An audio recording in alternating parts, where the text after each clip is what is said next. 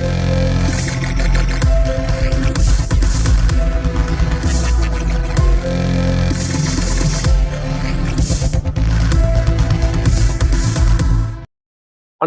வணக்கம். இந்த வீடியோல நம்ம பார்க்க போறது கேரள டீச்சர் எலிஜிபிலிட்டி டெஸ்ட், அதாவது கேடெட். தமிழ்ல சொல்லணும்னா கேரள ஆசிரியர் தகுதி தேர்வு.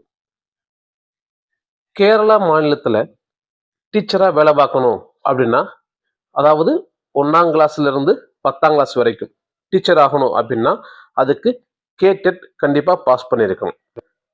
கேடெட் தேர்வு என்றால் என்ன, அது ஏன் நடத்துறாங்க, எத்தனை பிரிவுகளை நடத்துறாங்க, அதை நடத்தக்கூடிய அமைப்பு, இது சம்பந்தமான முழு தகவலும் இந்த வீடியோல நம்ம பார்க்கலாம்.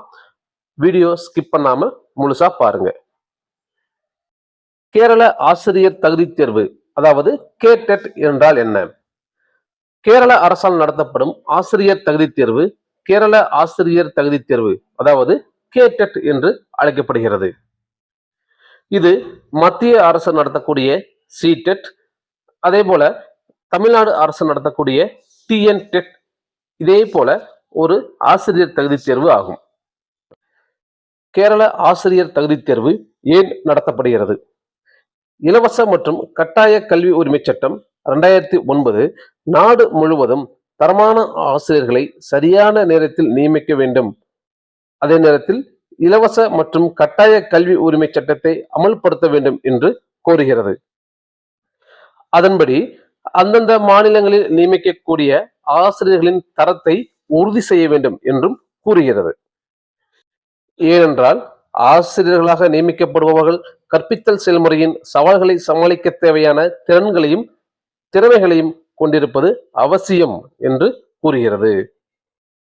ஆர்டிஇ சட்டத்தின் பிரிவு 23 துணைப்பிரிவு 1 விதிகளின்படி என்சிடிஇ, அதாவது தேசிய ஆசிரியர் கல்வி கவுன்சில் 2010ஆம் ஆண்டு ஆகஸ்ட் 23 அன்று ஒரு அறிவிப்பை வெளியிட்டது.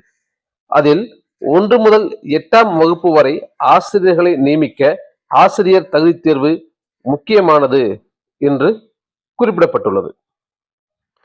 அதே நேரத்தில் 10ஆம் வகுப்பு வரை ஆசிரியர்களை நியமிக்க ஆசிரியர் தகுதி தேர்வை பயன்படுத்த மாநில அரசு முடிவு செய்துள்ளது. ஆர்டிஇ சட்டத்தின் பிரிவு 20 எண்ணின் கீழ் வரும் பள்ளிகளில் ஆசிரியர் பதவிக்கு என்சிடிஇ விதிமுறைகளின்படி நடத்தப்படும் ஆசிரியர் தகுதி தேர்வு கட்டாய தகுதியாக கருதப்படுகிறது. கேரள அரசின் பொது கல்வித்துறையால் அங்கீகரிக்கப்பட்ட அனைத்து பள்ளிகளிலும் ஆசிரியராக பணிபுரிய ஒருவர் கேடெட் தகுதி தேர்வில் கண்டிப்பாக தேர்ச்சி பெற வேண்டும். கேடெட் எத்தனை பிரிவுகளில் நடத்தப்படுகிறது? கேரளாவை பொறுத்த வரைக்கும் கேடெட் 4 கேட்டகரியா வச்சு நடத்துறாங்க. கேட்டகரி 1 எல்பி டீச்சர்ஸுக்கு, கேட்டகரி 2 யூபி டீச்சர்ஸுக்கு, category 3 high school teachers, category 4 language teachers, அதாவது அரபி, ஹிந்தி, சமஸ்கிருதம், உருது, இவங்க எல்லாருக்கும், அதாவது இவங்க எல்லாம் யூபி செக்ஷன் வரைக்கும் வரதுக்குள்ளது. அதே போல special teachers, art education, work experience, அப்புறமா பிஇடி டீச்சர்ஸ், இவங்களுக்கு கேட்டகரி 4 எக்ஸாம் நடக்கும். கேரளாவை பொறுத்த வரைக்கும் எல்பி செக்ஷன் அப்படின்னு சொல்லக்கூடியது 1ஆம் கிளாஸ்ல இருந்து 4ஆம் கிளாஸ் வரைக்கும் தான் இருக்கும். யூபி செக்ஷன் சொல்லக்கூடியது 5, 6, 7 இந்த கிளாஸ் தான் இருக்கும்.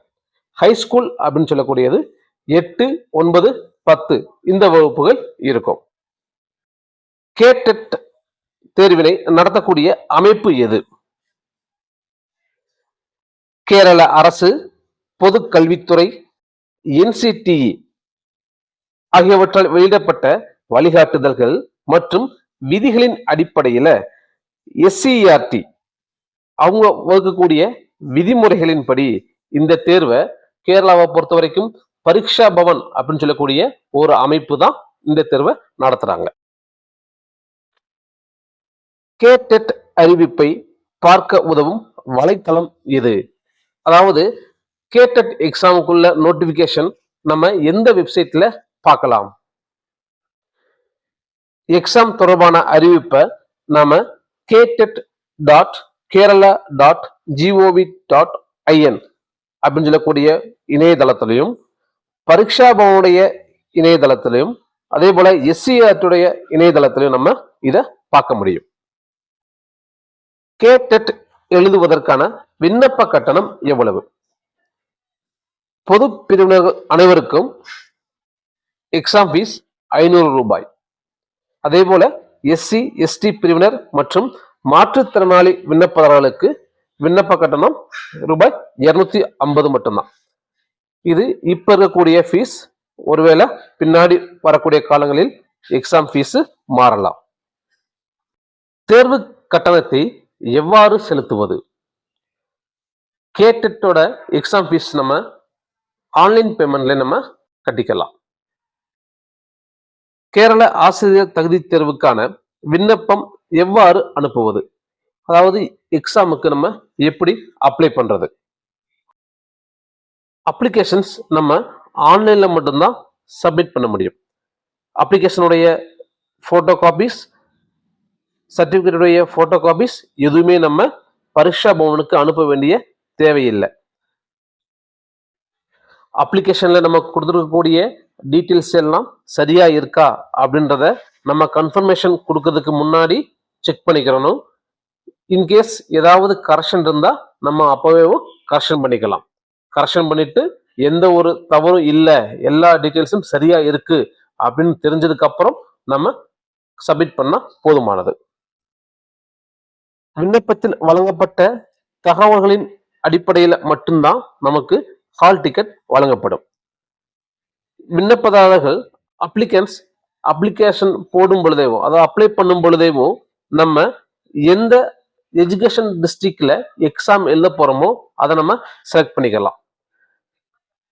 பரீட்சா பவன் அங்கீகரிக்கப்பட்ட தேர்வு மையத்தோட, அதாவது எக்ஸாம் சென்டருடைய பெயர் ஹால் டிக்கெட் வரும் பொழுது நமக்கு அதுல மென்ஷன் பண்ணியிருப்பாங்க எந்த எக்ஸாம் சென்டர்ல நம்ம எக்ஸாம் எழுதணும் அப்படின்னு.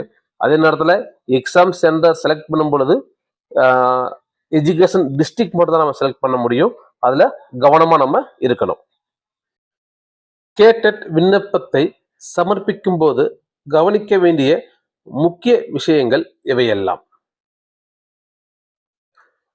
ஒரு அப்ளிகன்ட் ஒன்றுக்கு மேற்பட்ட கேட்டகரியில எக்ஸாம் எழுதணும் அப்படின்னு விரும்புனாங்கன்னா ஒரு அப்ளிகேஷன் அனுப்புனா போதும். ஒரே அப்ளிகேஷன்லயும் நமக்கு எத்தனை கேட்டகரிக்கு வேணுமாலும் எக்ஸாம் எழுதிக்கலாம். அதாவது ஒரு ஆளு டீச்சர் ட்ரைனிங் முடிச்சிருக்கலாம், கூடவே பிஎட்டும் முடிச்சிருக்கலாம். அப்போ அவங்க கேட்டகரி 1 கேட்டகரி 2 எழுத போறோம், அல்லது கேட்டகரி 1 கேட்டகரி 3 எழுத போறோம் அப்படின்னா அதுக்கு நீங்க ஒரே அப்ளிகேஷன்ல நீங்க என்ன செஞ்சிடலாம், இது ரெண்டுமே நீங்க செலக்ட் பண்ணி கொடுக்கக்கூடிய வசதி அப்ளிகேஷன்ல இருக்கு.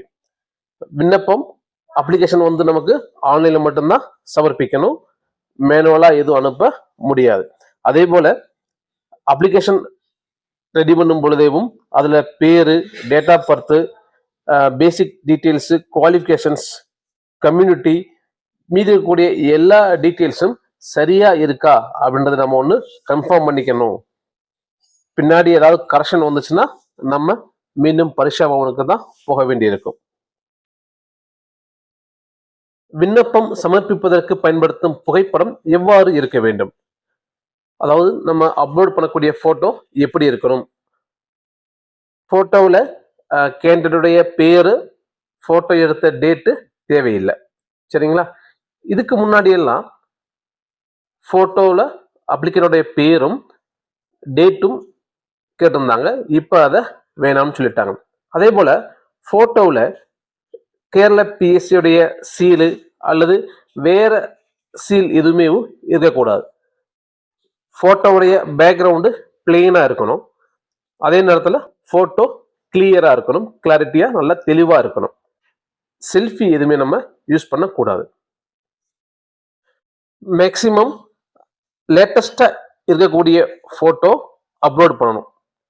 ஏன்னா நம்ம என்ன போட்டோ அப்லோட் பண்றோமோ அதே போட்டோ தான் நமக்கு கேடெட் எக்ஸாம் பாஸ் பண்ணதுக்கு பிறகு கேடெட்டுடைய சர்டிபிகேட்லயும் போட்டோ அதே போட்டோ தான் நமக்கு வரும்.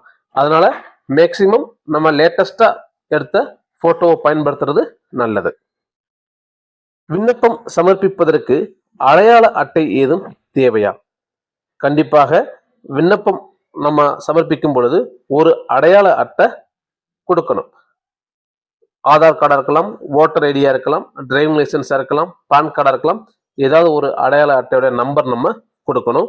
அதே அடையாள அட்டையுடைய ஒரிஜினல் கவனிக்கணும். ஒரிஜினல் நம்ம எக்ஸாம் எழுதும் பொழுது ஹால் வரக்கூடிய இன்விஜிலேட்டர் கிட்ட நம்ம காமிக்கணும். அடையாள அட்டையை அந்த இடத்துல நம்ம சப்மிட் பண்ணல அப்படின்னா நம்ம எக்ஸாம் எழுத முடியாது. கேடெட் தேர்ச்சி சான்றிதழை எத்தனை ஆண்டுகள் நாம பயன்படுத்த முடியும்? அதுக்கு லைஃப் டைம் வேலிடிட்டி இருக்கு. அதனால நம்ம கடைசி வரைக்கும் நம்ம பயன்படுத்திக்கிறலாம். கேடெட் தேர்ச்சி பெற்றால் எந்தெந்த பள்ளிகளில் பணிபுரிய முடியும்? மாநில அரசு நடத்தக்கூடிய அனைத்து பள்ளிகளிலும் நம்ம பணிபுரிய முடியும். உள்ளூர் அரசு பள்ளிகள், அதாவது பஞ்சாயத்து ஸ்கூல்ஸ், அதில் நம்ம பணிபுரிய முடியும். ஆர்டிஇ சட்டத்தின் பிரிவு எண் துணைப்பிரிவு 2 கீழ் வரக்கூடிய அனைத்து பள்ளிகளில் நம்ம பணிபுரிய முடியும். ஸ்பெஷல் ஸ்கூல்ஸ், அதில் நம்ம பணிபுரிய முடியும். தொடக்க பள்ளிகளில் பணிபுரிவதற்கு கேடெட் அல்லது மத்திய அரசு நடத்தக்கூடிய சிடெட் கண்டிப்பா பாஸ் ஆகியிருக்கணும். அதே போல கேரளாவில் ஹைஸ்கூல் வரைக்கும் இருக்கக்கூடிய எல்லா பள்ளிகளிலும் பணிபுரிவதற்கு கேடெட் கண்டிப்பாக தேவை. கேடெட் தேர்வுக்கான பாடத்திட்டம் எந்தெந்த வலைத்தளத்துல நமக்கு கிடைக்கும்? எந்தெந்த வெப்சைட்ல நமக்கு கிடைக்கும்? கேடெட் கேட்டகரி 1, 2, 3 மற்றும் 4 ஆகியவற்றின் பாடத்திட்டங்கள் நமக்கு SCERT சைட்டான www.scert.kerala.gov.in அந்த சைட்ல நமக்கு கிடைக்கும். அதே போல catet.kerala.gov.in அந்த சைட்லயும் நமக்கு கிடைக்கும். அதே போல பரீட்சா பவனுடைய சைட்லயும் நமக்கு கிடைக்கும். எல்லா சிலபஸும் நமக்கு கிடைக்கும். டவுன்லோட் பண்ணி பயன்படுத்திக்கலாம். கேடெட் தேர்வில் தேர்ச்சி பெறுவதற்கான தகுதி மதிப்பெண்கள் எவ்வளவு? அதாவது டெட்டுடைய பாஸ் மார்க் எத்தனை? 15/3/2017 வெளியிட்ட அரசு ஆணையின்படி பொது பிரிவினருக்கு 60% மார்க், அதாவது 90 மார்க் நமக்கு எடுக்கணும். SC, ST, OBC, OEC பிரிவில் இருக்கக்கூடியவங்களுக்கு 55%, அதாவது 82 மார்க் எடுக்கணும். PH பிரிவினர்களுக்கு 50% மார்க் எடுக்கணும், அதாவது 75 மார்க் எடுக்கணும். எடுத்தா பாஸ். மொத்தம் 150 மார்க்குக்கு எக்ஸாம் நடக்கும். கேடெட் தேர்வில் ஏதேனும் கேள்விகள் விடுபட்டால் அந்த கேள்விகளுக்கான மதிப்பெண்கள் அந்தந்த பிரிவில் தேர்வு எழுதிய அனைவருக்கும் சமமாக குறைக்கப்படும். விடுபட்ட கேள்விக்கான மதிப்பெண்கள் மதிப்பீட்டிற்கான மொத்த மதிப்பெண்களுடன் சேர்க்கப்படும். அதாவது எக்ஸாமில் ஏதாவது கேள்விகள் தவறாவோ அல்லது கேள்வி இல்லாமல் இருந்தால் அந்த மார்க்கு எல்லாருக்கும் கொடுத்துருவாங்க. கேடெட் தேர்வில் எதிர்மறை மதிப்பெண்கள் உள்ளதா? அதாவது நெகட்டிவ் மார்க் இருக்கா? கேடெட் எக்ஸாமில் நெகட்டிவ் மார்க்கு எதுவுமே கிடையாது. ஆனால் கேரளா பப்ளிக் சர்வீஸ் கமிஷன் நடத்தக்கூடிய எக்ஸாமில் நெகட்டிவ் மார்க்கு இருக்கு. கேடெட் தேர்வில் ஒருமுறை தேர்ச்சி பெற்ற விண்ணப்பதாரர்கள் அதே பிரிவில் மீண்டும் தேர்வு எழுத முடியுமா? கேடெட் எக்ஸாமில் ஒருமுறை தேர்ச்சி பெற்ற விண்ணப்பதாரர்கள் அதே பிரிவில் மீண்டும் எழுத முடியாது. அதாவது இப்போ கேட்டகரி 1 பாஸ் ஆகிருக்கலாம், அவங்க மறுபடியும் கேட்டகரி 1 எக்ஸாம் எழுத முடியாது. கேட்டகரி 2 பாஸ் ஆனவங்க மறுபடியும் கேட்டகரி 2 எழுத முடியாது. ஒருவர் கேடெட் தேர்வில் தேர்ச்சி பெற்றதால் அவர் ஆசிரியராக தகுதி பெற்றவராகி விடுவாரா? கேடெட் தேர்வில் தேர்ச்சி பெற்றதால் மட்டும் ஒருவர் ஆசிரியராகிவிட முடியாது. கேரளாவை பொறுத்த வரைக்கும் கேரளா பப்ளிக் சர்வீஸ் கமிஷன் நடத்தக்கூடிய எக்ஸாம் LP, UP, ஹைஸ்கூல் அதுக்கான எக்ஸாம் தனியாக நடக்கும். அது எழுதி அதில் பாஸ் பண்ணால் மட்டும்தான் ஆசிரியராக முடியும். கேடெட் தேர்வை எழுதுவதற்கு வயது வரம்பு உண்டா? கேடெட் தேர்வை எழுதுவதற்கு வயது வரம்பு ஏதும் இல்லை. கேடெட் தேர்வு அட்டவணை எப்பொழுது வெளியிடப்படும்? அறிவிக்கை அதாவது நோட்டிஃபிகேஷன் வரும் பொழுதேவும் அதில் எல்லா டீட்டெயில்ஸும் இருக்கும். எக்ஸாம் டேட்டு எல்லாமே அதுலேயே இருக்கும். வேறு ஏதாவது மாற்றங்கள் இருந்துச்சுன்னா செய்தித்தாளில் கொடுப்பாங்க. சைட் அட்ரஸில் நமக்கு போய் அடிக்கடி செக் பண்ணி பார்த்துக்கலாம். கேடெட் தேர்வின் வினாத்தாள் எந்தெந்த மொழிகளில் வழங்கப்படும்? கேட்டகரி 1, 2 மற்றும் 4 இதனுடைய வினாத்தாள்கள் நமக்கு 4 மொழிகளில் நமக்கு கிடைக்கும். மலையாளத்தில் இருக்கும், கன்னடம், ஆங்கிலம் மற்றும் தமிழ் இதில் நமக்கு கிடைக்கும். அதே நேரத்தில் கேட்டகரி 3க்கான கேள்விகள் எல்லாமே ஆங்கிலத்தில் மட்டுமா இருக்கும், அதாவது இங்கிலீஷில் மட்டும்தான் நமக்கு இருக்கும். அதில் மொழி பாடங்கள் நம்ம எந்த லாங்குவேஜ் செலக்ட் பண்ணுறோமோ அந்த ஃபர்ஸ்ட் லாங்குவேஜ் மட்டும் நமக்கு எந்த லாங்குவேஜோ அதில் இருக்கும். இது எல்லாமே நமக்கு அப்ளிகேஷன் சப்மிட் பண்ணும் பொழுது medium of questions, first language இதெல்லாம் சரியாக பார்த்து செலக்ட் பண்ணணும். சரிங்களா? அதை பின்னாடி சேஞ்ச் பண்ண முடியாது. அதனால் அதில் கொடுக்கும் பொழுது செலக்ட் பண்ணும்போது கரெக்டாக பார்த்து கொடுக்கணும். கேடெட் தேர்விற்கான ஹால் டிக்கெட் எவ்வாறு நம்ம டவுன்லோட் பண்ண முடியும்? எப்படி டவுன்லோட் பண்ணுறது? Very simple. நமக்கு அப்ளிகேஷன் சப்மிட் பண்ணும் பொழுதேவும் நமக்கு ஒரு அப்ளிகேஷன் ஐடியும் அப்ளிகேஷன் நம்பரும் கிடைக்கும். இந்த அப்ளிகேஷன் நம்பரையும் அப்ளிகேஷன் ஐடி பயன்படுத்தி நம்ம கேடெட்டுடைய அதிகாரப்பூர்வ தளத்திலிருந்து நம்ம டவுன்லோட் பண்ணிக்கலாம். ஹால் டிக்கெட் இல்லாமல் நம்ம எக்ஸாம் ஹாலுக்குள்ளே போக முடியாது, நம்மளை அலோவ் பண்ண மாட்டாங்க. அதே போல் நமக்கு இந்த ஹால் டிக்கெட்டை பத்திரமா வச்சுருக்கணும். எக்ஸாம் முடிஞ்சதுக்கப்புறம் எக்ஸாமில் பாஸ் பண்ணிட்டோம் அப்படின்னா சர்டிஃபிகேட் வெரிஃபிகேஷன் போக வேண்டியிருக்கும். சர்டிஃபிகேட் வெரிஃபிகேஷன் போகக்கூடிய சமயத்தில் நம்ம இந்த ஹால் டிக்கெட் அங்கே ஆஃபீஸில் சப்மிட் பண்ண வேண்டியிருக்கும். அதனால் பாதுகாப்பாக வைக்க வேண்டியது நம்மளுடைய கடமை.